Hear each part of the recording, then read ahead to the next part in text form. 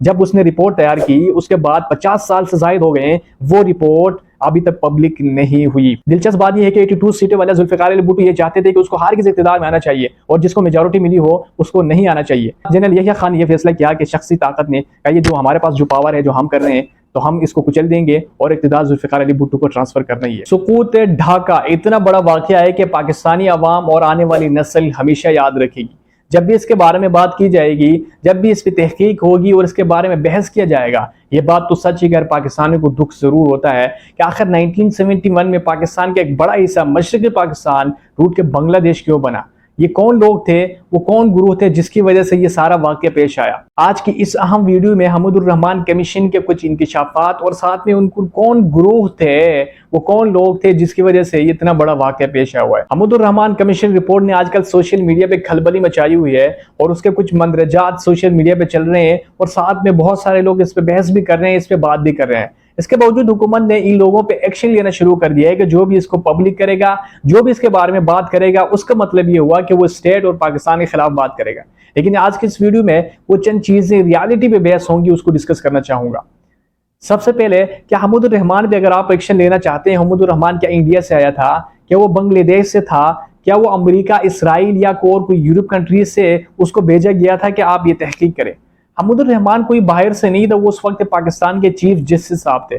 جب اتنا بڑا واقعہ ہوا تو اس کے بعد یہ فیصلہ کیا گیا کہ حمود الرحمن کے سربراہی میں ایک کمیشن بننا چاہیے اور اس کے بعد اس پہ اس حالات پہ جو واقعات تھے اس وقت اس پہ تحقیق کرے اور اس پہ وہ لوگ کون تھے جس کی وجہ سے پاکستان ٹوٹ کے بنگلہ دیش بنا، اتنا بڑا واقعہ کیسے ہوا، وہ کون لوگ تھے، اس پہ آپ تحقیق کریں۔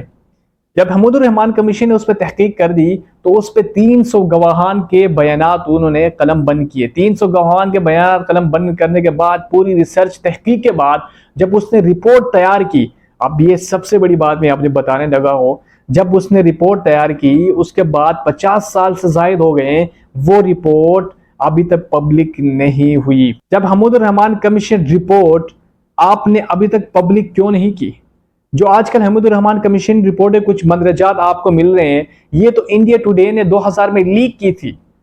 جب انڈیا ٹوڈے میں یہ بات پبلش ہوئی اور یہ بات اس کے بارے میں جب بات کی جانے لگی تو اس کے بعد بھی عوام کو ہلکا ہلکا پتہ چلا کہ حمود الرحمن کمیشن کی رپورٹ اصل تھی کیا۔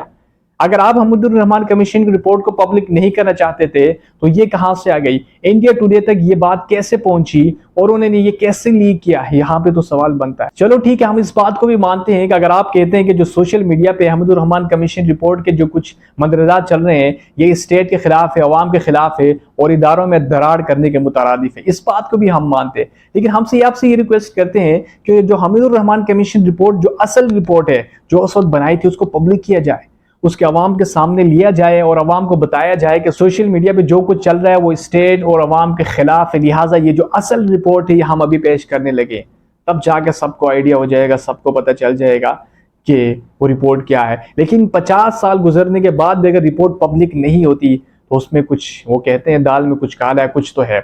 اب ہم آتے ہیں کہ 1971 میں ہوا کیا تھا۔ اس سے پہلے ایک چیز کوٹ کرنا چاہتا ہوں کہ ہمارے نصاب تعلیم میں اور بہت ساری ایسی بکس آپ کو ملے گی، اس میں یہ دیکھنے کو پڑھنے کو ملے گا کہ 1965 سے ہی لے کے بنگلہ دیش جو مشرقی پاکستان اس وقت تھا وہاں پہ ہندو ٹیچرز، وہاں پہ اس وقت جو پاکستانی اسٹوڈنٹ تھے جو مشرقی پاکستان میں تھے ان کی ذہن سازی کرتے تھے پاکستان کے خلاف۔ تو یہ بہت ساری بکس میں آپ کو ملے گا۔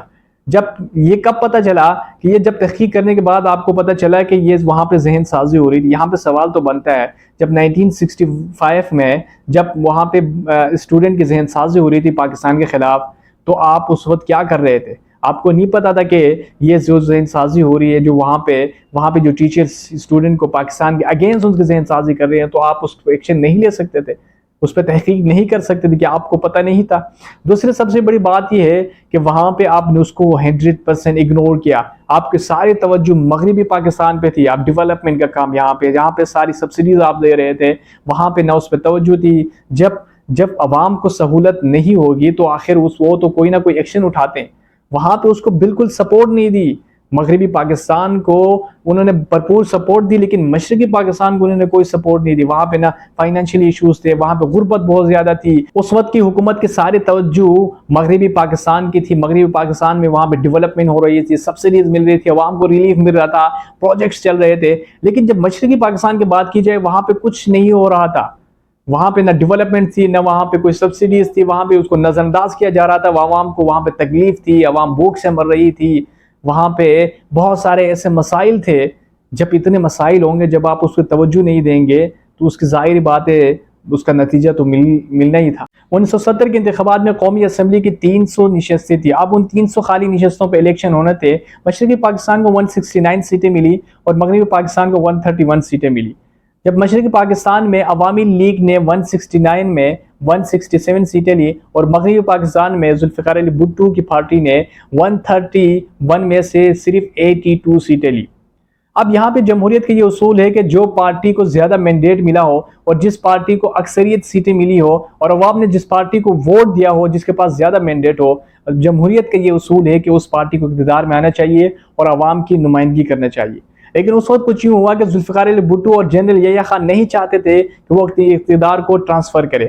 ذوالفقار علی بھٹو تو اس کو پتا تھا کہ میرے پاس 82 سیٹیں ہیں اور میں کبھی بھی اقتدار میں نہیں آ سکتا، اور حق تو بنتا ہے کہ عوامی لیگ شیخ مجیب الرحمان کا، جس کی پارٹی نے زیادہ ووٹیں دیے. لیکن اس کا باوجود ذوالفقار علی بھٹو یہی چاہتے تھے کہ اس کسی نہ کسی صورت اقتدار اس کو ملنا چاہیے، ہر صورت پہ ملنا چاہیے، چاہے جو بھی ہو، لیکن اقتدار اس کو ملنا چاہیے. ذوالفقار علی بھٹو اور یحییٰ خان ایک پیج پہ تھے. دلچسپ بات یہ ہے کہ 82 سیٹیں والا ذوالفقار علی بھٹو یہ چاہتے تھے کہ اس کو ہرگز اقتدار میں آنا چاہیے اور جس کو میجورٹی ملی ہو اس کو نہیں آنا چاہیے. اس کے باوجود کتنی دفعہ اجلاس ہوئے، لیکن ذوالفقار علی بھٹو یہ دھمکی دے رہے تھے کہ وہ کسی نہ کسی صورت میں کوئی بھی اس اجلاس میں شریک نہ ہو. یہاں سے حالات خراب ہونا شروع ہو گئے. جب ایک میجورٹی پارٹی کو، جس نے عوام نے مینڈیٹ دیا ہو، جب آپ اس کو تسلیم نہ کریں، جب آپ اس کو اقتدار نہ ملے، تو ظاہری بات ہے اس کا امپیکٹ تو پڑے گا، اس کا نتیجہ تو یہی ہوگا نا. اب اس کے بعد کچھ یوں ہوا کہ مشرقی پاکستان میں عوام نے احتجاج کرنا شروع کر دیا. لوگ سڑکوں پہ آ گئے اور وہاں پہ پروٹیسٹ شروع ہو گئے. ہر طرف جو ہے وہاں پہ عوام سڑکوں پہ نکلی. جب اس کے بعد جنرل یحییٰ خان نے یہ فیصلہ کیا کہ شخصی طاقت نے کہا یہ جو ہمارے پاس جو پاور ہے، جو ہم کر رہے ہیں، تو ہم اس کو کچل دیں گے اور اقتدار ذوالفقار علی بھٹو کو ٹرانسفر کرنا ہی ہے.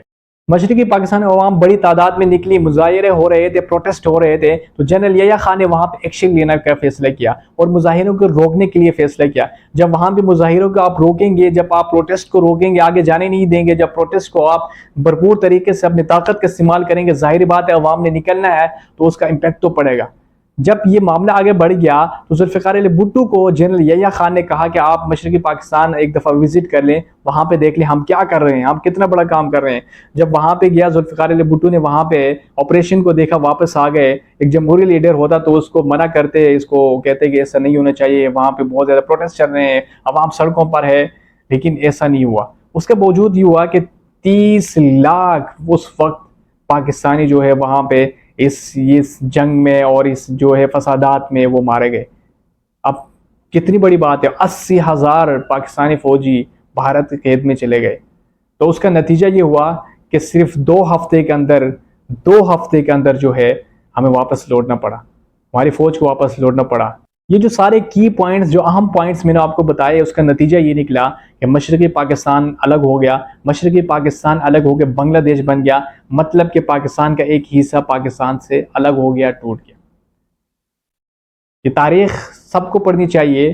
تاریخ کا مطلب یہ ہے کہ وہ قوم اور اس کے جو بڑے لیڈرز ہیں یا وہ ادارے ہیں یا وہ لوگ ہیں، یہ ہر فرد کو جب وہ اپنی تاریخ سمجھے گا، پڑھے گا، تو وہ آنے والے وقت میں کسی بھی وقت میں اتنی بڑی غلطی نہیں کرے گا. وہ سیکھے گا، اس کو پتہ ہے، تاریخ کا پتہ ہے، اس کو پتہ ہے کہ جب ہم ایسا اقدام اٹھائیں گے تو اس کا نیگیٹو امپیکٹ پڑے گا، جیسے ملک کو نقصان ہوگا، جو یہ ہوگا وہ ہوگا. اس سے یہ نتیجہ اخذ ہو سکتا ہے کہ ہمیشہ ایک پاور میں، طاقت میں، جب پاور اور طاقت کا غلط استعمال ہوگا تو اس کا نیگیٹو امپیکٹ پڑے گا.